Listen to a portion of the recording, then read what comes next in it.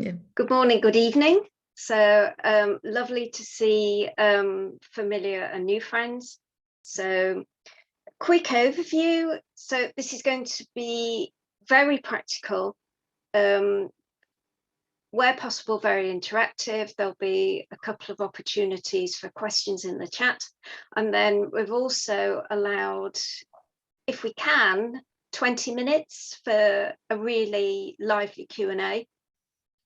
Because performance management is a topic, I think it's one of those love-hate topics. It's a Marmite topic, so which is a very British expression for a particular food stuff that people either love passionately or absolutely hate and avoid at all costs. And everyone has got a story to tell about performance management. So what I've tried to do is bring together best practices, but also give people a chance to share. And also performance management is one of those things where it's what works for your organization at a particular time. So there's it's very much, let's see where we are now, rather than stamping on a particular framework and saying, okay, go and deliver and won't it be wonderful. So I'll quickly share the slides and let's get started.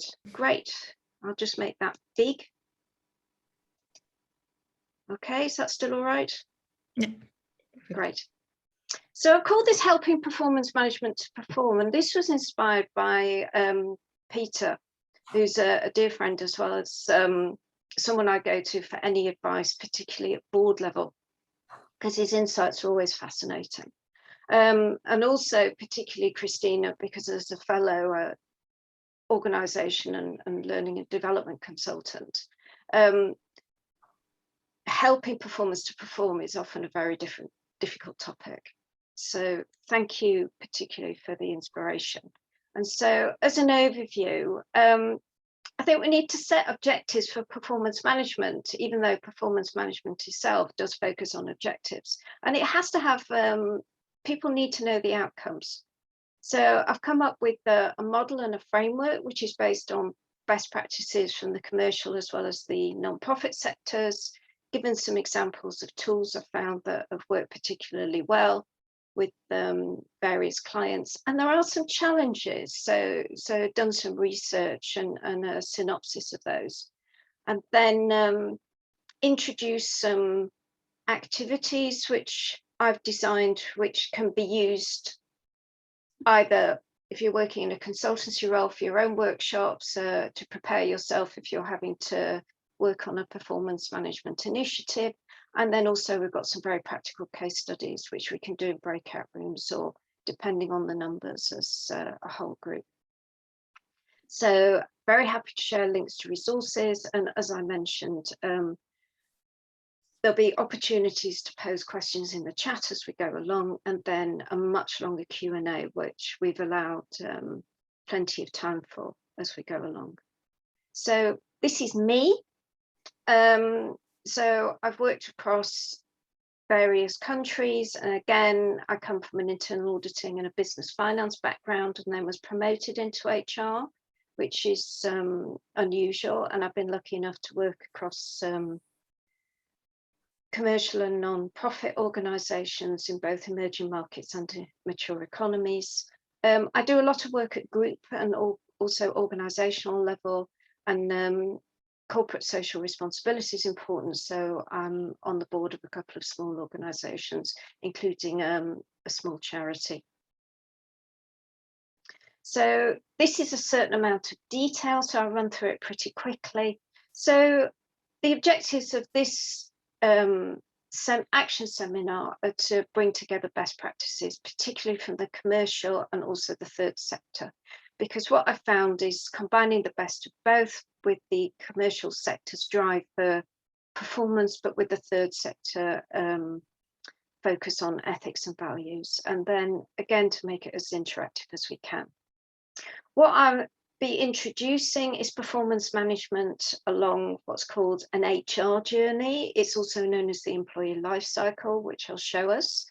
The link to organisational performance, and also a meal framework. So monitoring, evaluation, action learning, taking a strengths-based approach, whereas performance management can often be fault-based.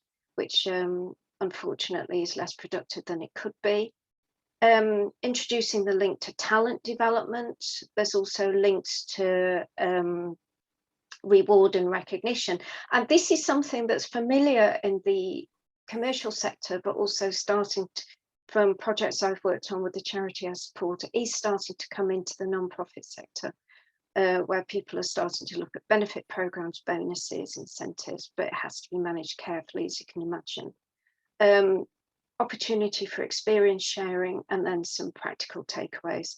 I think what's important here is we look at new approaches, fresh perspectives, and then also share experience and lessons learned from the field.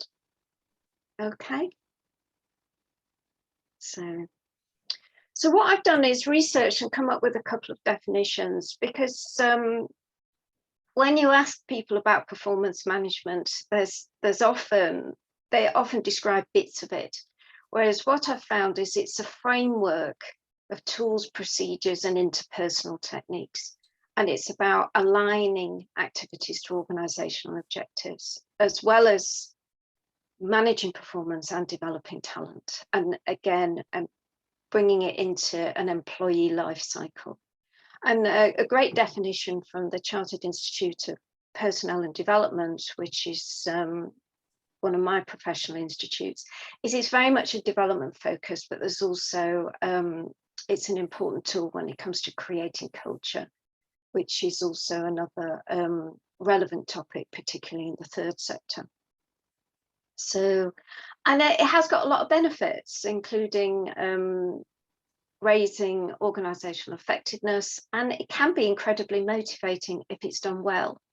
So things to think about if you're to read these slides afterwards, and also as we're going along. So about the current setup in your organization, or for us independent consultants, which organizations you're working with, and also how performance and development is set up.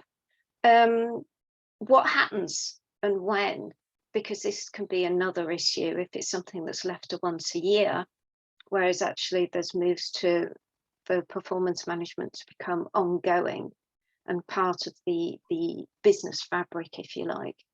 And then also, for instance, what works well, and then the impact on culture and how people do things. So things to think about. So introducing the employee life cycle, and I've used this a few times to as part of HR transformations, and I found it's been particularly helpful. This is actually a reduced version, so it can be made as more complicated depending on what we want to cover. But for here, an employee's journey really starts before they join a company with recruitment. And then oftentimes that's when performance management can start, even, for instance, as part of an assessment centre, if someone's given objectives as part of their onboarding and an induction. But then oftentimes people are given their goals at the start of a particular assessment period. And I've introduced some tools here, for instance, scorecard with KPIs, taking a coaching approach, introducing what I've called a performance development plan, which brings in the talent element, which have been particularly useful. And then in the middle, the link to money. So, and promotion or separation, because at some point people do leave, or what happens is they leave their current job because if performance and management and talent development are working well, then they actually leave their function or they leave their role and they get promoted. And they're contributing to organizational effectiveness and business growth. So again, they almost leave the organization because they've helped create it into something else. So, and I always love a diagram. So I found it appeals to different learning styles. So what I've done here is bring in 3 main perspectives for this framework of tools, procedures, and techniques. And oftentimes it starts with looking ahead. And this is the goal setting, the balanced scorecard, and where the targets can either be co-developed, self-developed, KPIs, and this is the link to monitoring and evaluation framework. It brings in the talent side, So people want to learn from what they do. There's a lot of trends now point towards learning on the job, and also taking a coaching approach where the manager is much more of a coach, enabling the employees as opposed to command and control. Varies according to the organisation, but these are trends particularly from the commercial sector. And then the third perspective is looking back and moving away from what's called once and done, which we'll go into particularly as part of one of the case studies, and then to check-ins, regular reviews, and then also self-assessment. And oftentimes we can be more critical of ourselves than our manager or even our colleagues. Peer assessment, which is where something like 360 might come in, and then also the more traditional manager rating. And oftentimes there can be a combination of each. And so what comes out is sometimes a proportion of each of these different ratings. And again, a shift from from ranking, which has been applied in some organizations with varying effect, and much more of a trend towards rating. How am I doing?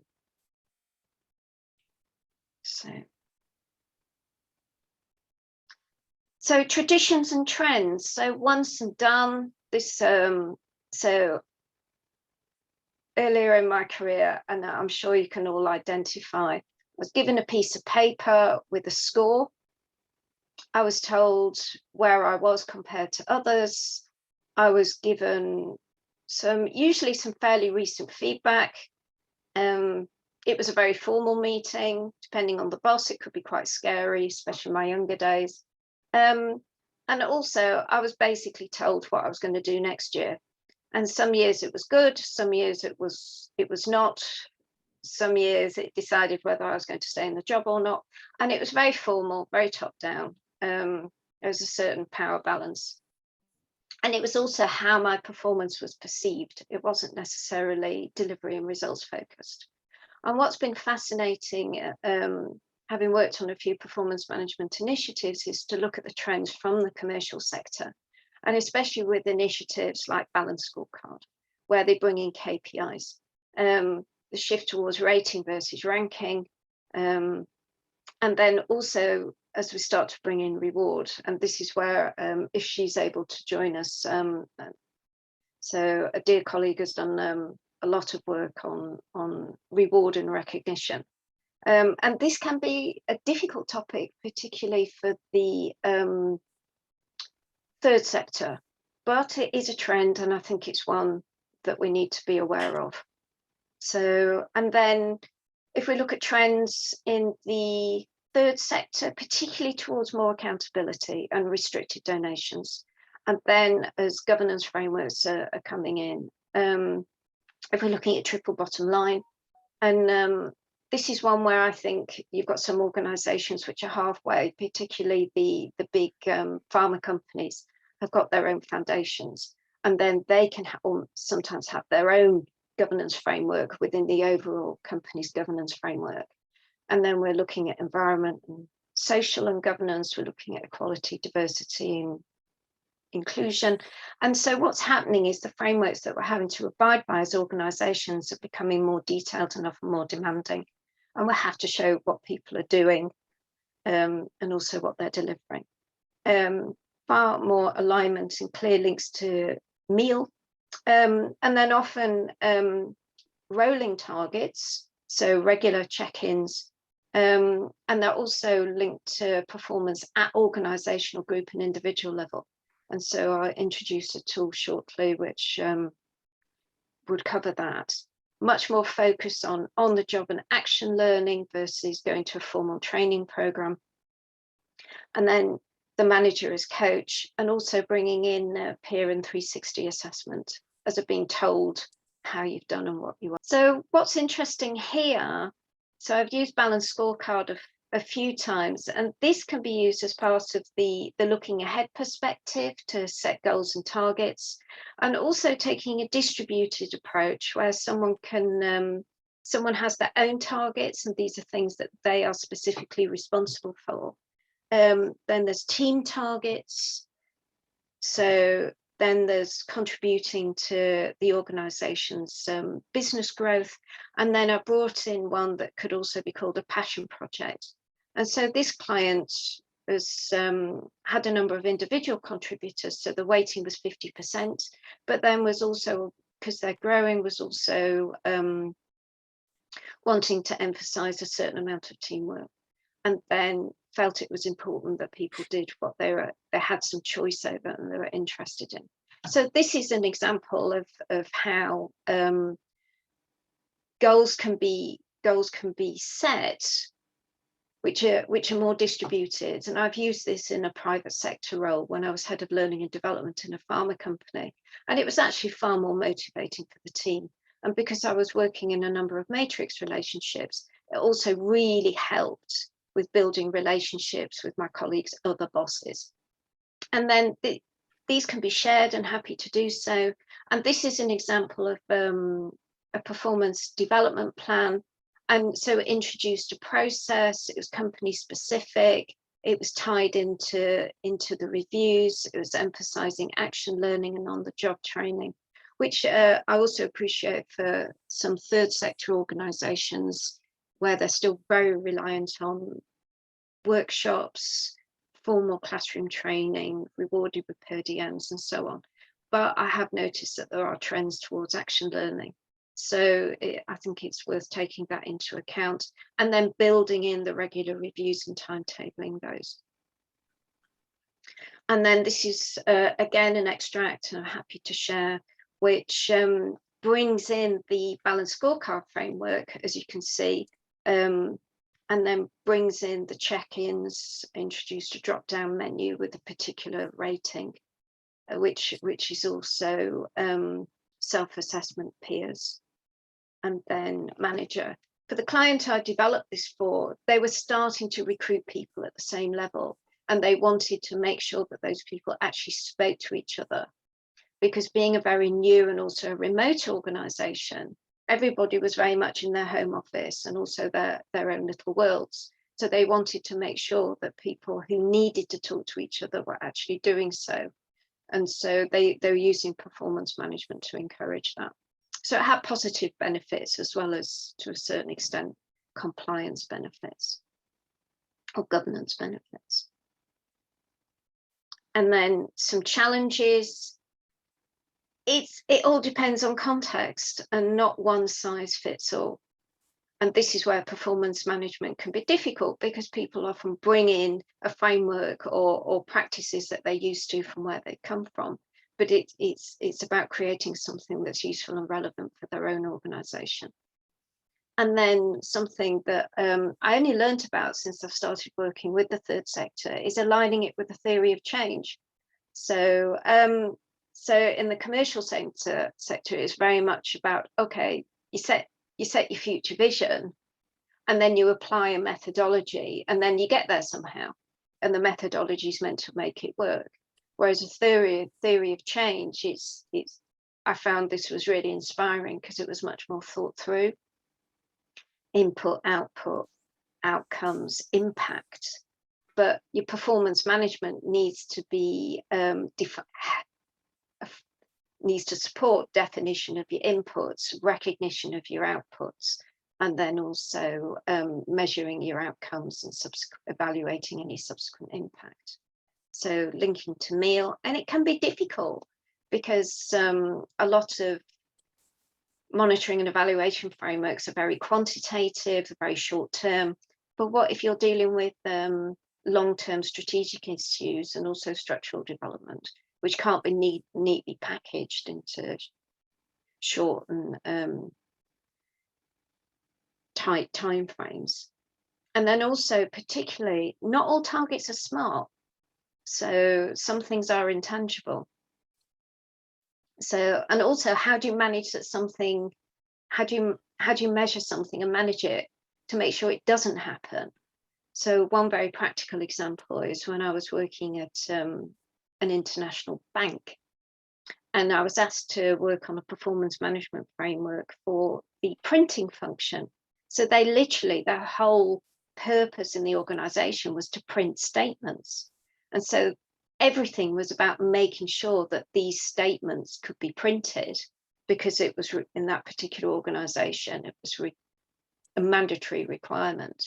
And so everything was about prevention, and to ensure that nothing happened to stop the statements from being printed, if that made sense. But then how do you measure what isn't there? How do you measure what doesn't happen? And we all have many examples and many stories, good and not good, about the performance review conversation. And for someone who's in their first leadership role and come from a technical background, this can be really difficult. And oftentimes, and particularly as organizations are becoming more remote, someone is just put into that situation and expected to get on with it. And that can be really hard. So, and also the performance management conversation balances the what and the how, because it's about what has been done, what will be done, but then it's about how the manager shows up and how the conversation takes place. And also with the how of performance, there are lots of ways to do things, and understanding different perspectives, different timescales, different styles. So, and that can often be a challenge, especially for a manager that's less experienced. And on all sides, performance reviews particularly can be scary. People feel measured, people feel they're being judged. So especially if there's a high level of engagement and identification with their job, and it can get personal. So it is an area that can be fraught. So what would be great, since we're a small but select few, what would be great is to, if there's any questions, we can have a short discussion. What do you think? Yeah, you can put questions either in the chat, or you can just raise your hand, and I mean, whatever works. If there are questions. Yeah, Joel raised a hand, so yes, please, Joel.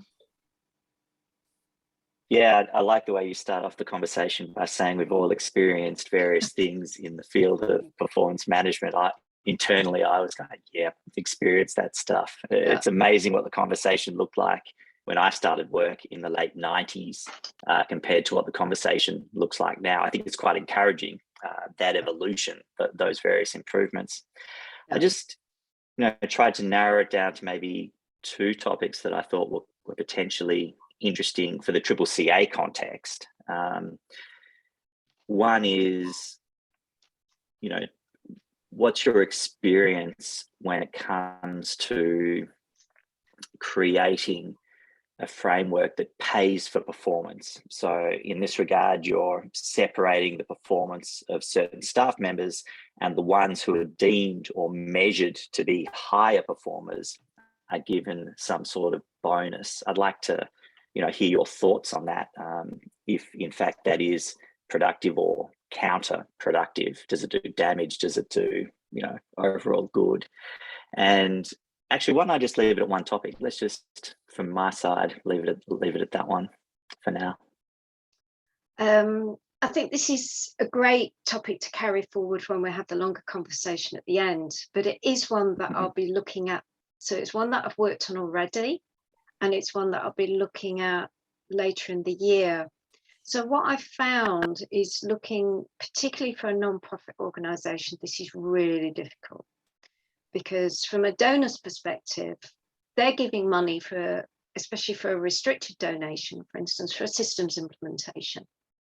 And so why is some of that money being diverted to give people bonuses when people should be doing their jobs anyway? So I think you have to be really careful. And if it's someone who's given their £5 or it's £5 million, it has to be handled very carefully.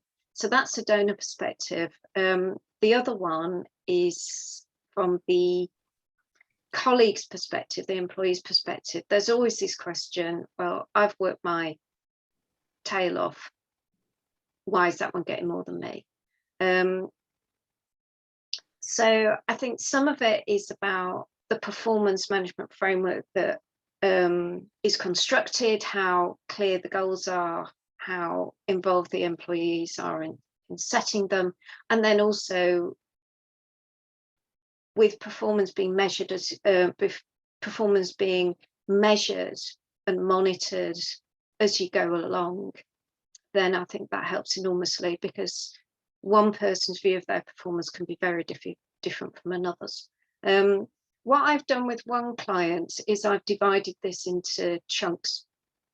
So we started out with sort of recommended a salary review and made sure that as part of the, at least annually, and also helped them write a policy for salary reviews and compensation reviews, and then linking that to minimum wage, living wage standards, and also bringing in uplifts for a basic level uplift for everybody, aligned to the rate of inflation or a retail price index. And so everyone gets that. So that's your kind of equity element. Then we brought in performance related pay, which is specifically linked to the performance review. And then there was an option of what are called merit awards, where there are different ways of doing this. Either someone votes for someone to get an award, and so that's really democratic, or it can be awarded by the manager for something that's done that's really exceptional.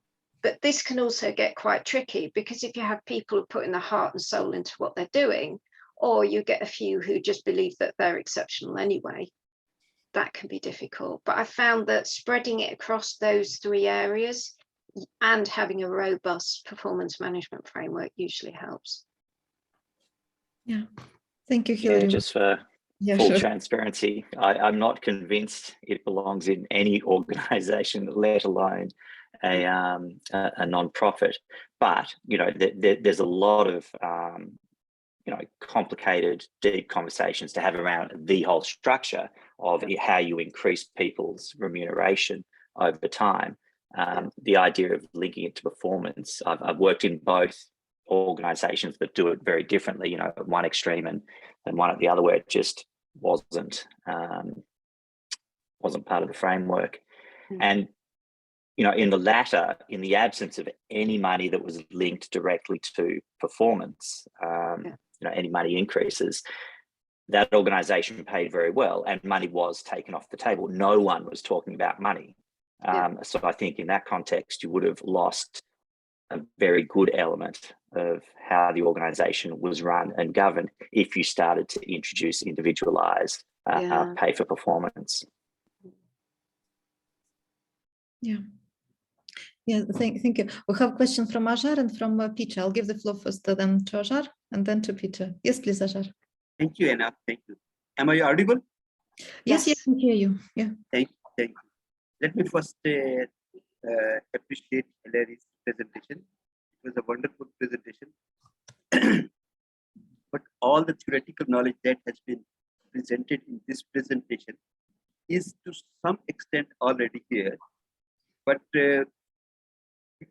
we have been doing all these practices of setting our goals and objectives and charting down the whole list of key performance indicators and KPIs.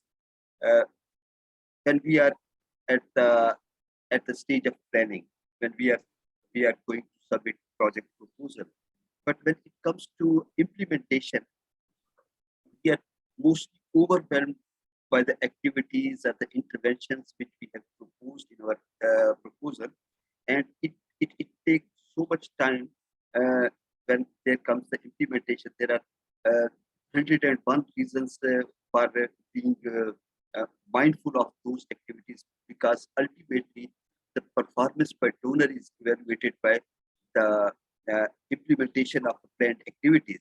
So all those policy objectives and the goals and the key performance indicators which were set at the time of planning are not cared about, are not much cared about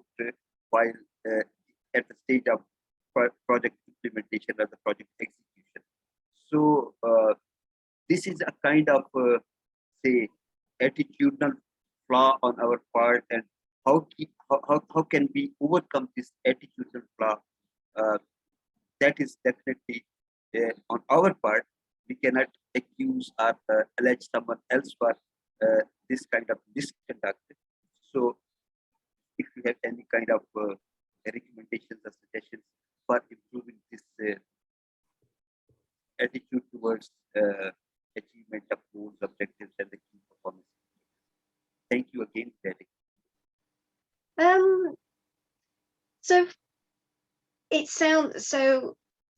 Please excuse me because I was able to hear most of that. So let me quickly recap. So it sounds as though you're doing a lot of work on performance management, but there's problems with implementation, and there always seem to be reasons in your organisation for, let's just say, working around it. From experience, and again, very happy to have a conversation where we explore this in more detail and also go into specifics. It sounds as though it's very much about the what, but there hasn't been enough work around the why. Why are we having performance management? Why are we going in a particular direction? That's why I found that having a theory of change is so useful. Like I said, in the private sector, I'd never heard of this at all. It was all very much about, okay, it's a systems implementation, it takes 3 years, we're following this particular methodology, which usually involves some sort of very expensive training program. Okay, that'll make it work. Whereas particularly in the non-profit sector, it's all about the theory of change and spending a lot of time at the beginning saying, why are we doing this? So it sounds as though those conversations need to happen, and then linking that into some sort of organizational strategy, and then linking in your meal framework. So whereas I think what's happened, to generalize, but there's been much more of an emphasis on the mechanics, so the mechanisms, but then it's grinding to a halt because people are then turning around and saying, what's in it for me? What's the benefit? Why are we doing this? Where's it going to take us? And it sounds as though there needs to be some backpedaling for those conversations to take place. So that's where, from an organisation development perspective, we'd look at something like appreciative inquiry. So a strengths-based or positive psychology-based approach to say, what's the best of where we've come from? What is it that we're looking to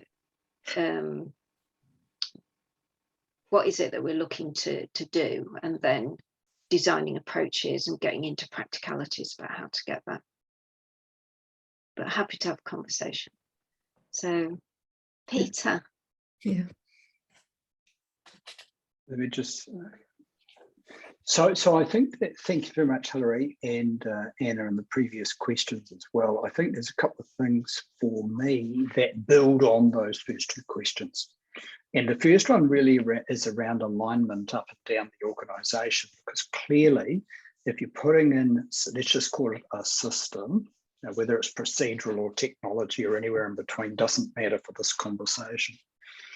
But we've got a problem at the board table, which then spins into the executive table, which I think then puts this topic on the back foot. And that is around about 1 in 20 boards understand why the business exists. And it's very hard to build a strategy. Well, it's very easy to build a strategy, actually, but it's very hard to build one that's going to work if you don't know why the organisation exists. Yeah. And then to go the next step of performance management, you're absolutely right, in my experience as well. The larger the organisation, the more perfunctory and procedural and quantitative it gets. And equally with that, the more detached it gets from any buy-in. So I'm just wondering if you could try and stitch together, if you will, Joel's comment around reward, because people get behind causes, they don't get behind things. And what I've just observed around the up and down the stack, are you able to offer any comments on that? Oh. Again, this is from my own experience, one project I've worked on, and this is where the balance scorecard approach helped. So the strategic direction came from the board. They were really clear about what they wanted, where they wanted it to go. There was some work on a theory of change to say, okay, this is the donation, this is what it's paying for. Let's work back from that. And how can we, what outcomes are we looking to see, when, and what impact should they have? And then use the balanced scorecard approach to say who's doing what, to create the inputs, deliver the outputs, to then come up with the outcomes. So, and then again, because the balanced scorecard brought in individual effort, team effort, business perspective, as well as some passion projects, that was one way of doing it. So I found that worked, and that was also particularly useful as a tool for overcoming organizational silos, which are, as we know, are inevitable and can be valuable. When someone is just so completely focused on what they have to do, and the larger organization gets, then the deeper they go, because it becomes more complicated to work across. But oftentimes, if people don't bother, they get stuck in their silo. So what I found is that balanced scorecard approach, by having team goals, make sure that people work across. I think where you have to be careful is because performance management for me is about the what, but it's also about the how. The larger an organization gets, and also particularly with remote organizations, it's how you seem to work. And then what is actually delivered can sometimes become second. And I think it's really important to focus on both. Yeah, I think that's good. The additional observation that I'd make is that people who are performing at high levels on things that they're interested in may warrant a low performance score because those things don't align with what the organisation is trying to achieve. Yeah. And so I've introduced that alignment question as something that boards overlook often. Yeah, and to me, it's a bit of an X factor, because if that's in place, then it makes it a hang of a lot easier for this procedural stuff to happen within the staffing of the organisation. Yeah. Yeah. It's it. Yeah. Thanks. Yeah, thank you. So, how are we doing for time, Anna? I think we're doing well. We're like halfway through. So yeah. Would you suggest to do exercises, or how shall we? For a very high profile grantor, the biggest one they've ever had, to scale up, so employ more people, introduce more sophisticated technologies, expand their international reach. So very ambitious growth targets. And similar to what you were saying, Joel and Julia, it was about setting it up right from the start. And it really was great to hear that, because oftentimes I have to go in when it's more like ATAR's situation, where a lot of work has been done, but then unfortunately it grinds to a halt. So challenges, they're wholly virtual. They've never been anything else. And they also work across 3 continents and multiple time zones. So the client wanted an approach to performance and development, which would support this pretty complicated situation. It's also an idea from board level. So their board level sponsor said, I want this. They like the strength-based approach.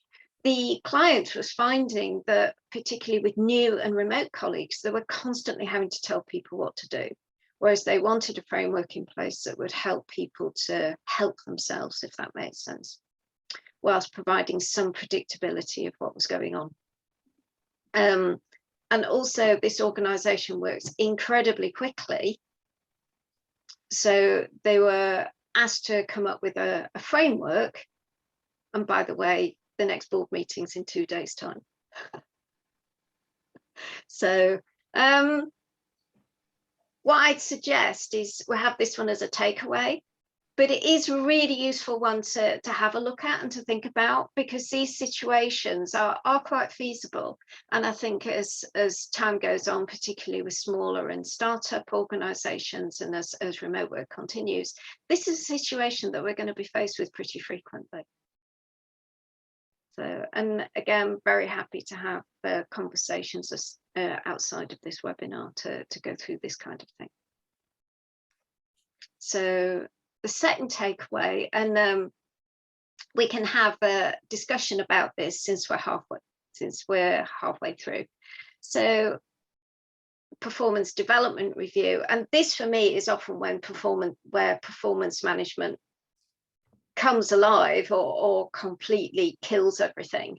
And so if it's done well, it can be a positive experience, and research has shown that it does enhance performance, increases retention, and engagement does go up.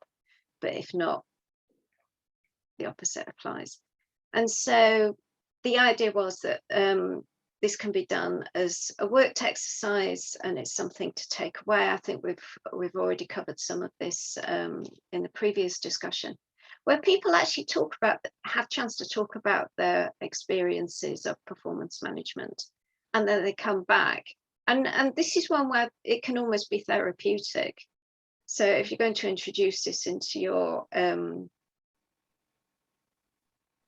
activities into your learning sessions, be prepared for this to get quite emotional and to take quite some time.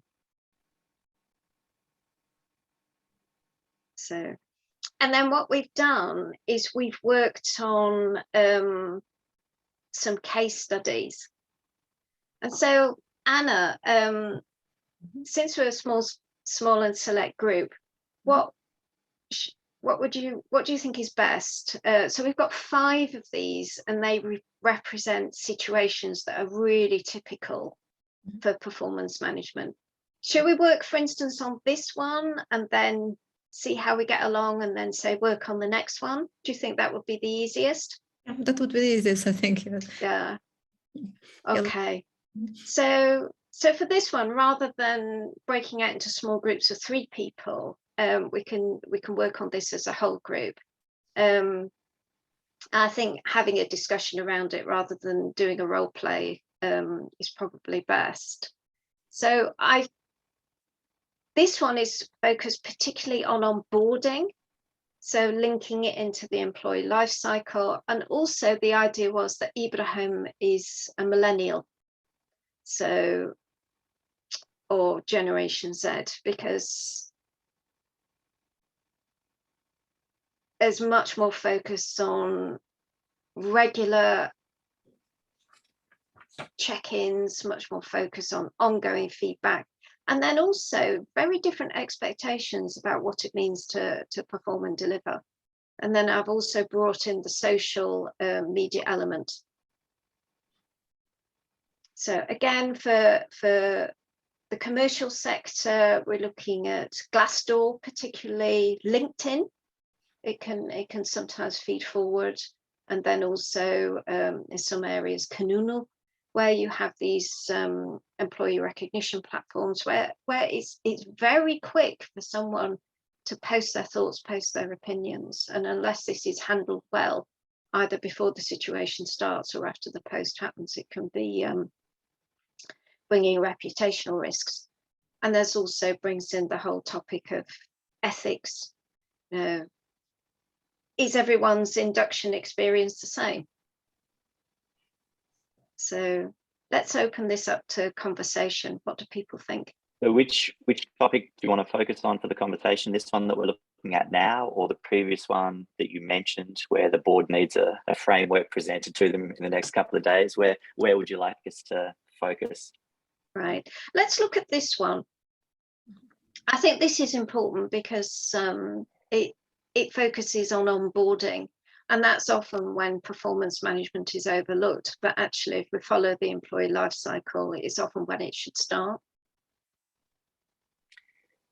Yeah, I can share an experience we've had in the last few weeks where we were recruiting for a data engineer. And just to give you a bit of context, we are that organisation that is completely virtual with people in across many time zones, many continents. And one of the things we incorporated into the recruitment process, so, you know, we're building these processes as we go, was a dedicated conversation with someone who we thought we were interested in that would focus on, do you think we're the right organization for you? Let's describe how we work. Let's describe what our values look like, you know, in real life, in very practical terms. And does this resonate for you? Does this approach work? And, you know, having that alignment discussion where it wasn't a recruitment question that would assess, you know, whether or not you're going to get a job. This was purely focused on, do you think we're right for you? We really tried to couch it that way, so we separated it. And I think, you know, if you've got this case here where, you know, someone's potentially coming into the organization with tweeting and all that sort of stuff, and, you know, we can see potentially there's conflict. I think that's a great conversation to have even before onboarding, where you just have a nice real discussion around what you think, you know, the impacts are, and, you know, what the potential scenarios are. What do you think? And, you know, start it even before onboarding. Very different. It's a first for me to work in a completely virtual organization. Also a first for me to work for an organization that's new, and we get to, you know, look closely at these structures and how we want to build them. But also you seem to be taking a planned approach rather than things just happen. And then it's interesting. people get used it's a combination to certain custom and practice. Yeah, I think it's a combination of the two. Yes, we want to invent good structures, and organizational development is one of the priorities. We focus a lot of our time on doing that. But what we're also doing is, I love this term, of failing fast to succeed sooner. So we don't invent the recruitment process before we do it.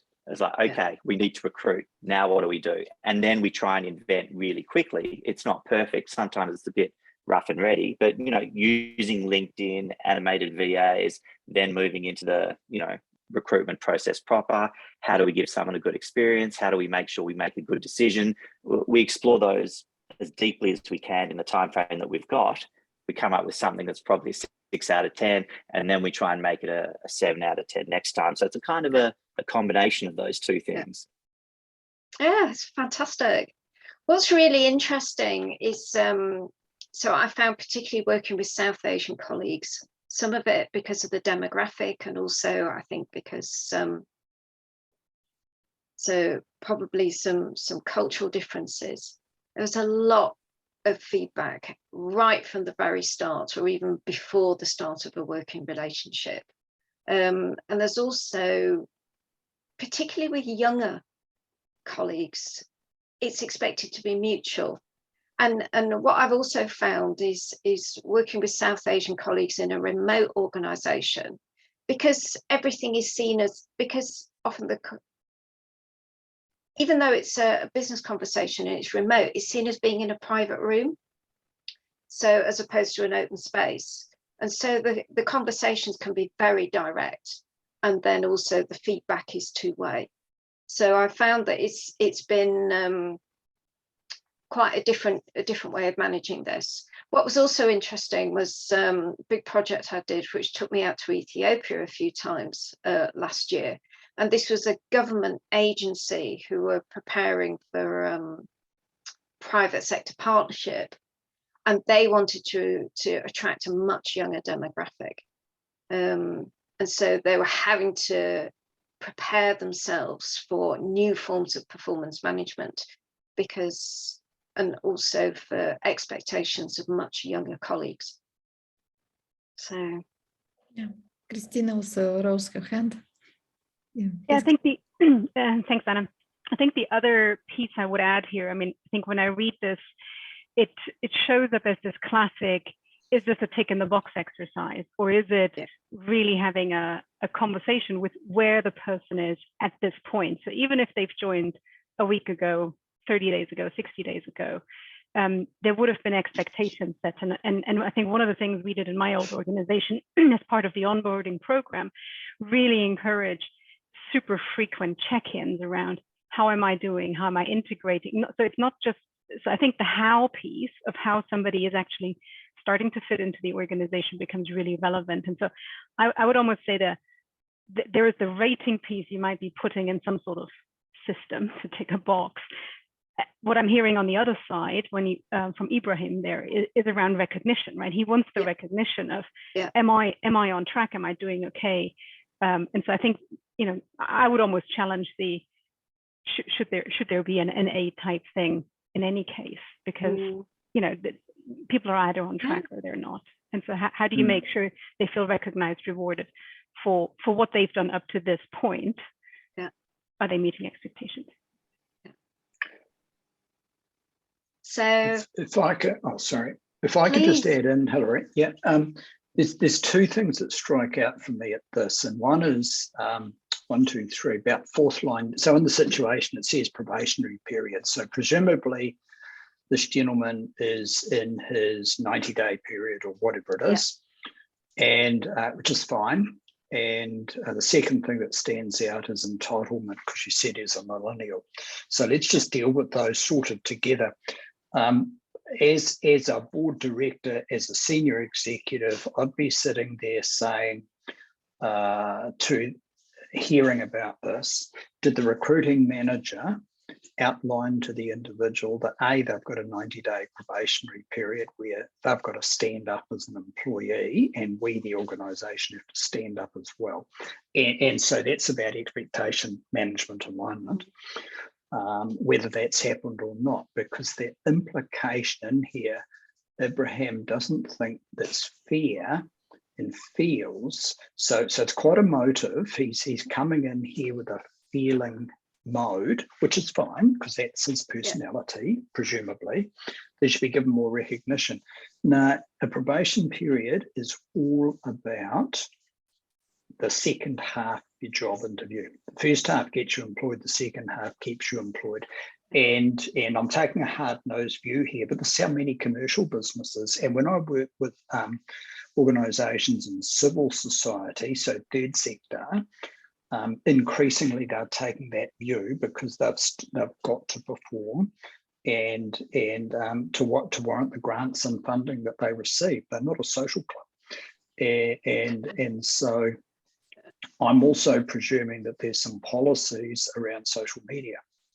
And if he's chattering away on TikTok and Twitter, and the organisation has a social media policy that does not support that, this is not a negotiation anymore. Now I've loaded up a hard-nosed view, not necessarily because I believe it, but for the debate, because if you had a list of commercial people on this call, I suspect they'd all be saying that. Yeah. We had also Xanadu trying to raising hands. Xanadu, do you want to ask something or to comment if he's with us?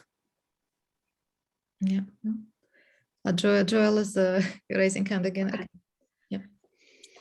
We very quickly, we have got 5 of these. So and they're all fascinating. So I'd love to hear your question, Joel, and then we can move on to the next one, because I've made each one a dilemma as well. Okay. Yeah, just not a question, just what Peter said resonated, I think, for me as well, particularly towards the end there. So we're not a commercial organisation, but there's no way any of us are tweeting anything without discussing it with other people first. That is just the nature of, we deal in some cases with dangerous people. So, this would be a no-brainer. If someone tweeted something about what we do at the CCCA without checking in with the right stakeholders first, No, it's a very simple conversation. It's sorry, you can't do that for these reasons. I don't even picture it being very hard conversations, just don't do it. So yeah, I think Peter's got a fair point there. Yeah.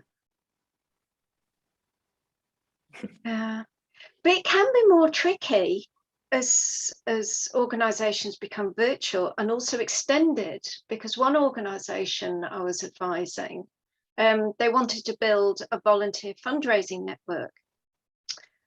So there was lots of enthusiasm about going and sourcing the people and giving them fundraising targets and so on and so forth. But unfortunately, it turned out that they hadn't done their homework on one person who turned out to have a lot of problems and was very, very quick to post all sorts of things with 4-letter words on Twitter in the name of the charity.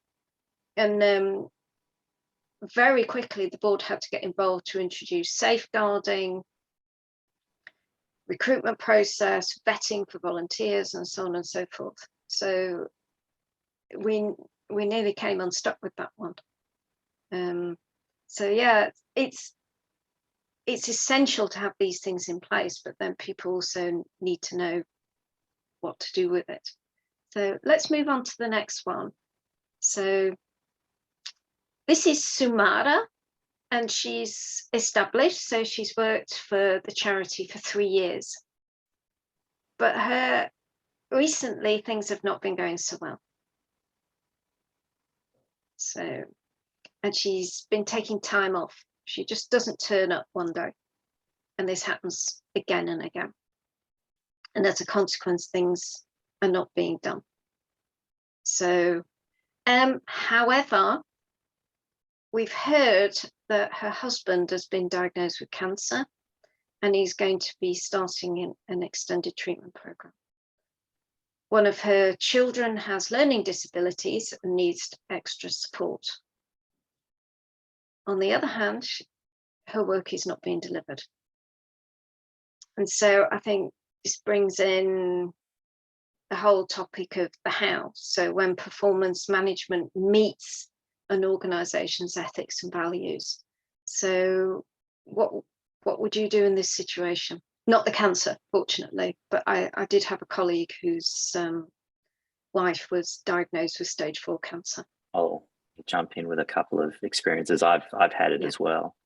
You know, sort of in the early stages of my career, I'd reached that team leader stage, and one of the team members was an alcoholic. So this really affected, you know, his capacity to behave in certain ways and produce work and all that sort of stuff.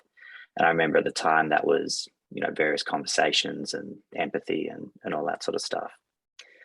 If I compare it to the organization I'm in now, I think it would happen, and I've seen it happen very differently. It doesn't, you don't see the work slip as the first step. The culture is not like that. The culture is someone saying, actually, I've got a really hard moment in my life right now. Might be because of surgery or various other things. And it's my work is going to decrease over this period of time, and then I'll try. And so it's just a completely different conversation depending on what the culture of the organization is. And so I guess one of the questions is, and I obviously think the latter culture is a much more healthy culture than, say, what I was comparing to, you know, 20 years ago in a different organization. So I guess one of the questions is, how do you drive a culture of an organization in that direction through, you know, some of these tools, for example? I think a lot of it is through training like this. So one of the big problems, I think, particularly with something like performance management, is people just do it, and so they repeat the experiences that they've had. But by having training like this, and also by having mentoring opportunities, and Christina, I'd love to hear your opinions here as a fellow learning and development consultant. I think by having spaces that people can come to where they say, I've got this issue, I don't know what to do. So for me, I realized when I was faced with this situation, I realized there were two things going on. My first instinct was to take the colleague out of the performance management system altogether, and then just say, focus on your family, do what you can. But then I actually thought that I realized that this would actually be really destructive, ironically, because work might be somewhere that my colleague comes to forget and to get away from their personal situation, so that when they go back home, they're in a better position to deal with it because they've had a successful workday. And also, it wasn't actually fair on the other team members to have this person pulled out of the performance management system, because the person is still an employee and still needs to make a contribution. So then what I did is I asked the colleague what they wanted. And so we ended up reducing their goals, but then the colleague was still committed to delivering them. Christina, what do you think? Yeah, exactly. I mean, I think it plays into what Joel said, right? I mean, I think ideally you don't even want to let it get to this point, right? So I think creating an organization where, and we talk a lot about psychological safety at the moment, but where people feel that, you know, their personal life isn't completely secret and separate to their work life, because in the end, both interact with each other. And so creating an environment where people are able to come and flag the conversation before it shows up in a completely negative way, and feel that they can have a conversation with the manager to recontract on this and say, look, I've got this thing going on. It's going to be distracting. Yeah.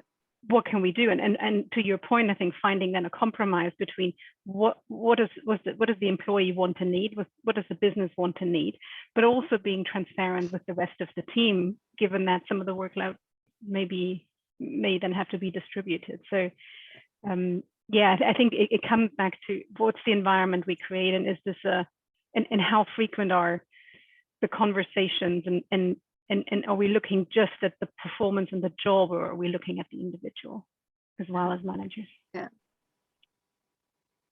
No, we have a few comments from the chat. I'll just vocalize them. Julia is mentioning that she thinks that this is particularly difficult with 100% remote settings. And Xanadu also says that he thinks it would be more of an adjusted approach, not a removal from the system, but more adjust performance goals for a period and then revisit the goals after an agreed time frame. Yeah. Yeah, these are great suggestions. What's also really important, if an organization is going to link performance management to reward, because back in my early days, I worked for one company which said, if you have more than 6 weeks off, the exception being maternity or family leave, then you didn't get a performance bonus for the year. So, whereas I think now that situation would be completely unacceptable and would even be discriminatory. So when you're looking at your compensation and benefits policies, and you're looking at pay for performance, explore situations like this and take into account when a colleague may need to spend extended time away from work for health or whatever reason. So, because especially if there's a link between pay and performance, it's very easy to link it to time and to being present, but actually to be a really flexible organization, and also one that lives its ethics and values, it's about what is delivered. This is great. So let's move on to another one. So this is about Chung, Mr. Chung, who is a new graduate. So let's say that Mr. Chung has been in the organization about a year. So shows great promise, sought out as a contributor, loves tech, so been involved in a recent systems implementation, and also reached the attention of a board member. So who's volunteered to be Mr. Chung's member. So, but has shown certain traits as a people pleaser, very much an individual contributor, keeps information to themselves, doesn't delegate, even where they should. Perfectionist,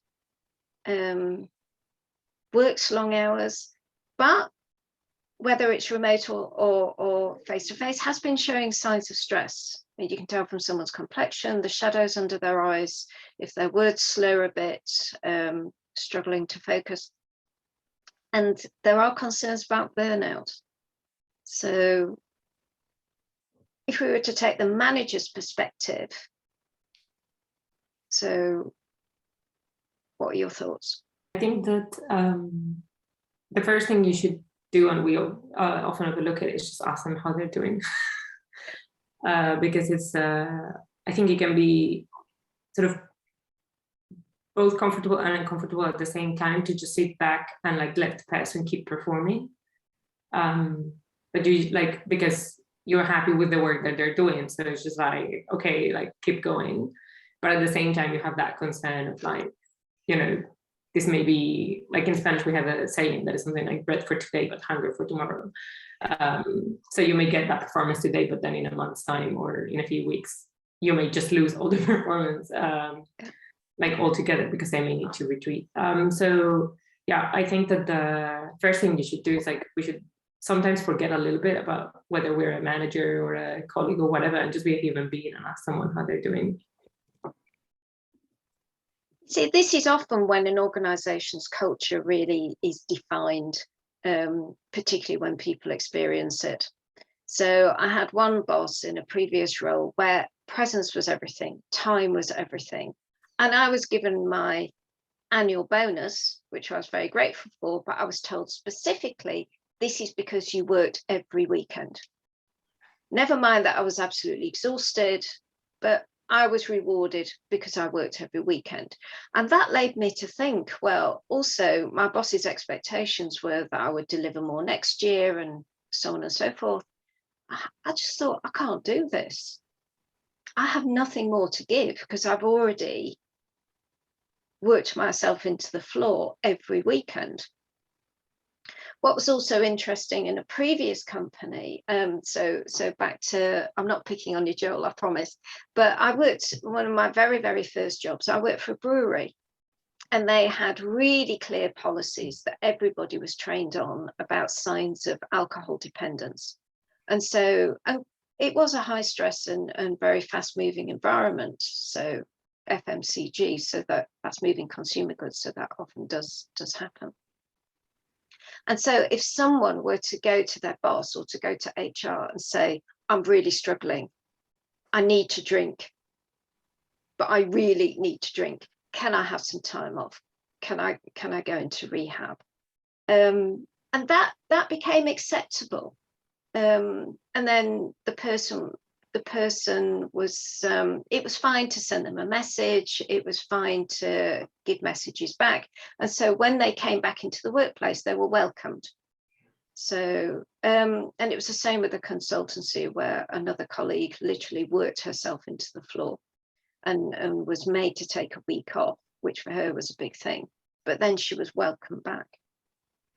So I think, but some of it as well is, this guy may have learned a lot about the technology, may have learned a lot about himself, but if they're relatively early in career and also they're working remotely, do they actually know how to work with other people? So it may be showing signs of a skills gap. And this may be something where, for instance, they are a perfectionist and they want to please people, especially the board member. It may be worthwhile a sideways conversation with the board member to say, can we have your input to this guy's performance development plan? So this is where performance management and talent management meet. And we look at training in time management, we look at training in delegation and so on. So this may be because Mr. Chung actually doesn't know some things. So there may actually be learning opportunities here. So are there any more comments? Otherwise, we can move on to another one. Could I just add to that, Sure. again, the remote situation is very different. Like, I think often we rely on cues that we would have in the office. Like, you will see like these guys dark circles, or like, you know, whatever the way they present at work, and like the way they behave like throughout the day. But actually in a remote situation, you do not have that insight. Like, you just don't see this person. You're gonna get like 1 hour of a meeting where they may be putting their best foot forward, and you have no idea what's going on. So I think it's, again, I think we need to be very mindful of the fully remote sort of situation, or the virtual work, or even if you have a hybrid situation where like some people are in and some people aren't, because you're just not going to have the cues that you may be either consciously or subconsciously looking for to make sure everything's going all right. So you have to make it explicit. Yeah, I think what's fascinating as well, having worked across different cultures, is difference in meeting styles. For instance, traditionally in the UK, you start with a preamble. So you talk about your transport situation, you talk about the weather. If people know each other, there might be some conversation about the family situation. But you start with, and it sometimes can be in an hour's meeting, it can be 15 minutes. But you start with this discussion about how things are. And there is an awful lot of hidden work that's happening during this seemingly casual, informal conversation. And I think the same thing needs to happen in remote meetings, where if it's going to be an hour, then you spend at least 15 minutes checking in. And this is where you're getting the signs and the signals. But as Christina said so nicely, also you're creating the psychological safety where someone feels that if they have to, they can say, look, there's something I need to talk about. I'm not well, or a family member's not well. And it's adjusting ourselves to having these very inclusive conversations, which in a very delivery focused environment can be difficult. And also, especially if might not be someone that we like very much personally, does happen, or it's something that we're not used to. So I think, yeah, Julia, it's important to bring this in, even though it may be difficult at first. Yeah. So let's move on to the next one. Just maybe one comment from Emily, maybe just to Emily mentions that she would look into emotional intelligence and well-being of chunk, because perfectionism can be underlying of some trauma, actually. Yeah, so that matters as well. Yeah, that's a really great point, and thanks so much. What's interesting here with emotional intelligence is as we start to go into, so although it's something that's seen as being very qualitative, it is something that can be quantitative, so it can be measured and evaluated. For instance, there's a psychometric called trait emotional intelligence, which actually defines it according to, so it maps it out based on a wheel. And then also you can look at emotional intelligence of your own, how you perceive others and what they're doing. So it is something that can be tested and that you can trained, and you can also have conversations around. So there are tools like that in place, as well as a more informal forms of assessment. So yeah, really great point. Thanks for that.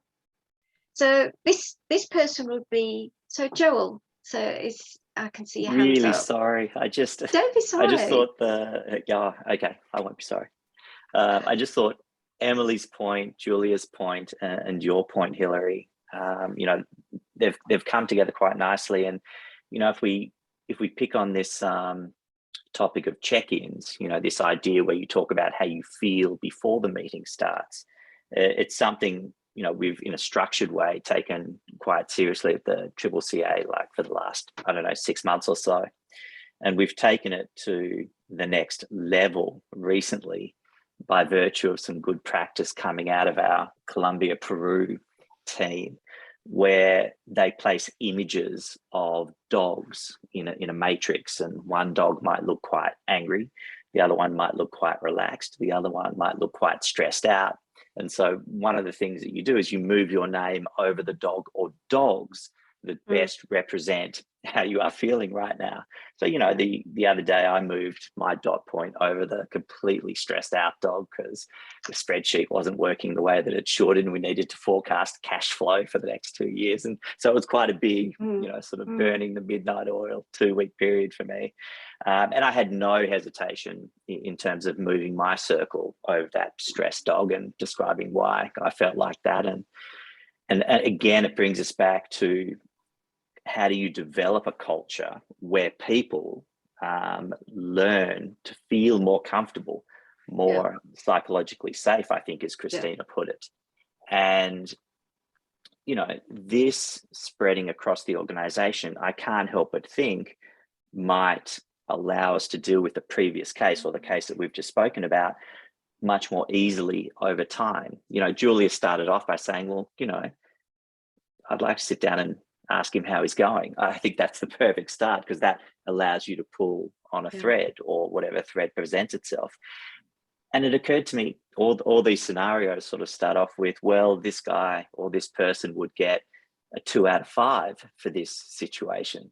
You know, the rating system, I really dislike a performance management system that requires a rating system.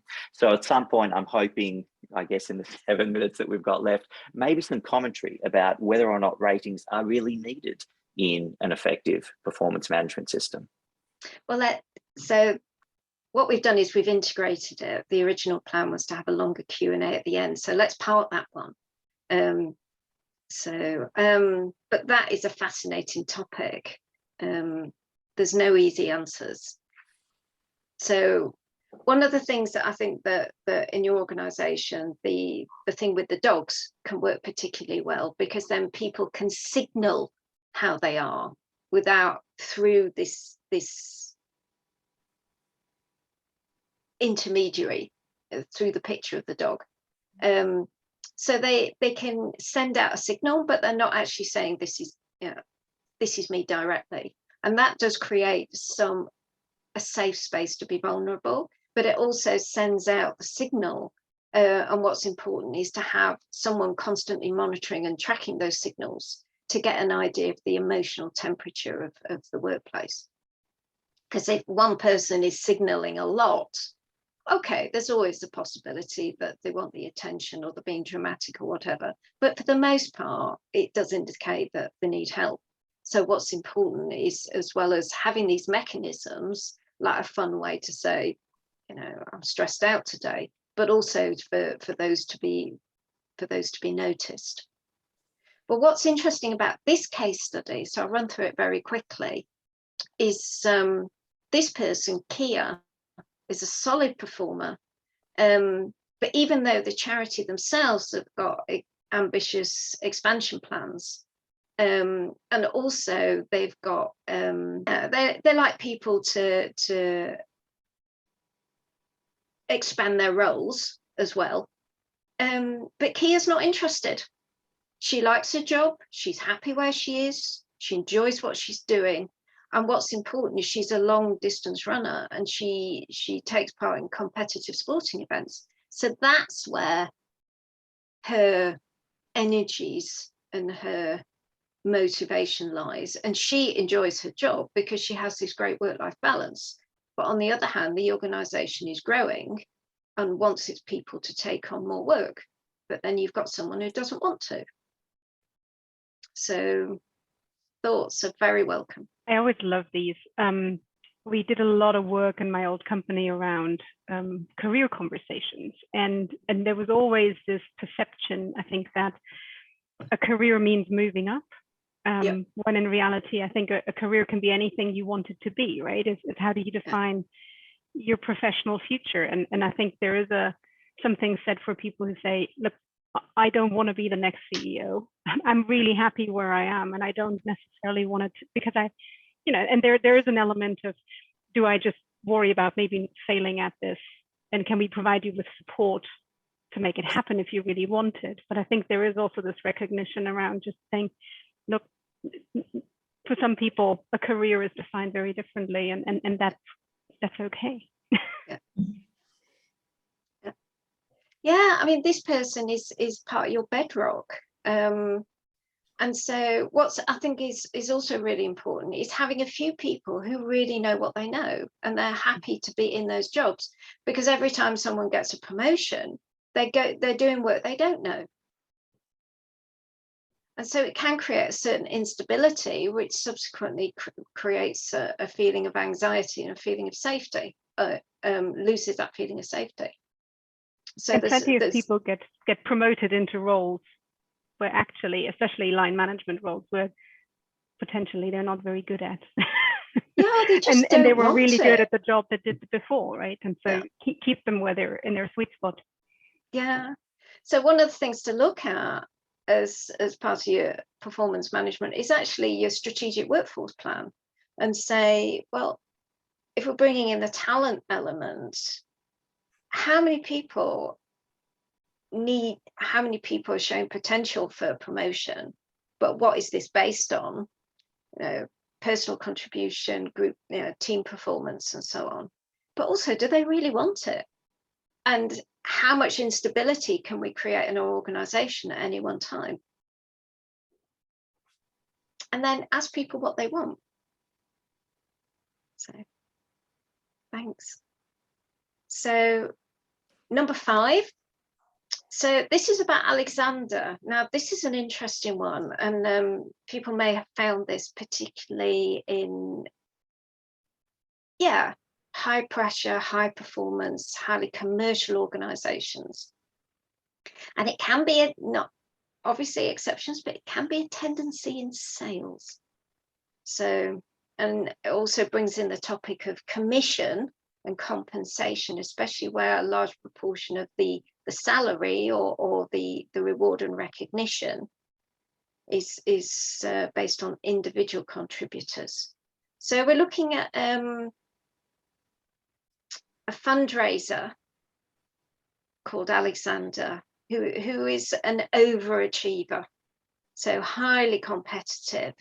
And there's, with this trend towards corporate sponsorship, for instance, if we bring in the ESG framework, there's a lot of emphasis on high profile corporate sponsors looking at multi-year donations, again, to meet their ESG targets. Now, Alexander, he's regularly delivered the numbers and more, but there's been discontent. They leave regularly. There's rumours of bullying, harassment, and also there's been lots of questions about his expenses. They seem to be very, very high. Lots of very big dinners. And then he always wants a double room. And again, this was a situation that I've experienced, but thoughts are very welcome.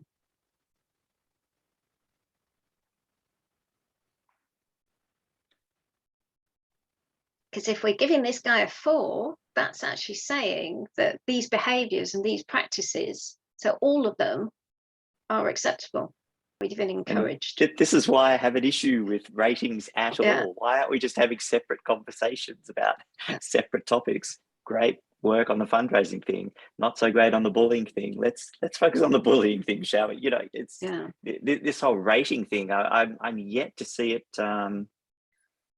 add value, if you like, and I've seen it really move the conversation away from perhaps where it should be. Yeah. And these are really scary conversations, and particularly for someone who's a first-time leader or someone who's following the practices that they're accustomed to from earlier in their career, or someone just doesn't know what to do, and doesn't want to go near this, or actually doesn't care. So from my earlier career experience, the boss actually encouraged this because of all of the things that were allowed to happen. Mm-hmm. They didn't care. The numbers were met, the hours were billed, they didn't care. So Julia. I've been sort of struggling with some of the, like the way the ratings, I guess you call it, are phrased, because they seem to focus only on like one thing, but it's like, if you're not meeting the minimum, which is more like you're a decent human being and you're not harassing your colleagues, and you're not dishonest in your expenses, etc., etc. It's like, why are we even talking about the performance goal? It's like you're not even getting into performance because you're just not meeting the things that get you to the point where we discuss performance. Yeah, like I feel like I don't know. I've never seen a P&D handbook, to be very honest. I've never had one, or I've not been given one. Whatever I was working, I don't know if it existed. I definitely was not presented with it or saw it anywhere. So it just seems to me that it's just not framed properly. Like there should be some ticking boxes before you get to the point of, you know, it's like you cannot sit the exam, so we're not going to talk about how you did in the exam because you're just not allowed to sit it, type of thing. Or even, well, how did you prepare? What were your study methods? What have you learned from the experience? All of this kind of things.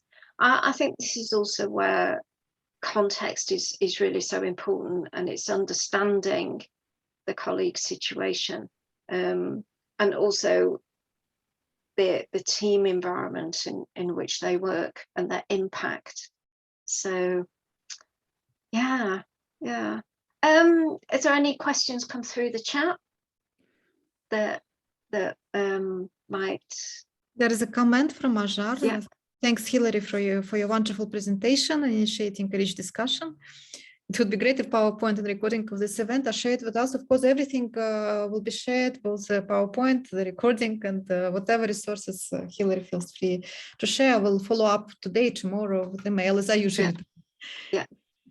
So we've had the Q&A as we've gone along, which has been absolutely great. Here's some resources that I looked at when I was researching and developing this, and very happy to share tools and templates on request. So, and really, thanks to everybody. It's been such a rewarding experience, and I've really enjoyed the conversation. Yeah, thanks a lot, Hilary. It was indeed a very interesting, engaging session with lots of case studies. That's really valuable. Thanks a lot. And for participants, thanks a lot as well for your contribution. That was really valuable, all these insights which you shared from your experience. And feel free to continue conversation with Hilary on the one-to-one basis or longer projects or whatever support you need. Yeah. Yeah, so on this then we will close today's session, and looking forward to seeing you in the forthcoming sessions. Wishing everyone and families well. Yeah. Thanks a lot, everyone. Thank you. Bye bye. Bye bye.